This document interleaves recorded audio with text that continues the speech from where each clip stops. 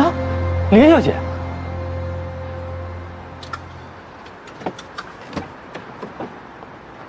陈主任。哎呦，实在是不好意思，我没注意后面有车，没事吧？没事。哎呦我天，幸亏是秦董司机技术好，这要撞上不麻烦了吗？你们这是去哪啊？哦，我们去帮秦董买点东西，正好也走这条路。哦。哎呀，你看秦董现在还躺在医院里头呢，我作为老部下真不该这时候离开。陈主任要走啊？啊，你不知道吗？啊，其实我早就有打算，这不前段时间孩子又病了，我必须得过去陪着。只不过赶到大龙这个节骨眼儿，显得我好像背信弃义不是东西似的。高总，啊，你别误会，是林小姐头受点伤，我看看严不严重。我没事。没事，没事就好。高总，我这也要离开大龙了，之前做的有什么不对的地方，高总别放心上。陈主任，有些事情他能瞒一时，但是绝对瞒不了一世的。高总这话我不大明白。你不需要太明白，你只要记住啊，我这个人记仇，该讨的债、该报的怨，我绝对不会手软。啊，陈主任，一路走好。哎。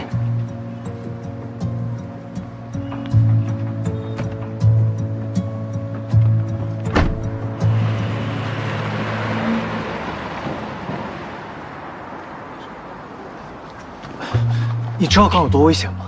他分明就是故意的，他在威胁你，在警告你。我说了，我的事情跟你没有关系。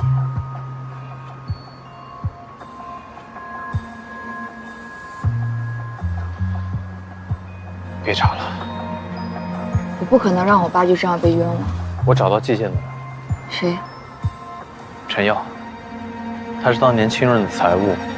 前段时间他重病去世，可能是心里过不去吧，就给我妈留了证据。虽然邮件已经不见了，但他家里人说他有留下的资料，或许对我们有用。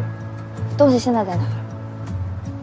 他家里人不愿意公开露面，只答应我晚上在青山镇要亲手交给我，就当是替我父母赎罪。那我也去。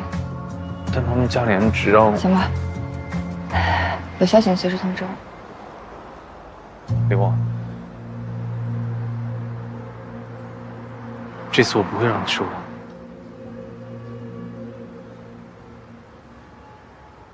等这件事情结束之后，我们就互不相欠了。无论是上一辈的事，还是我们之间的事，就都一笔勾销吧。或许我们就不该相遇，不认识，也就不会有后来的彼此折磨。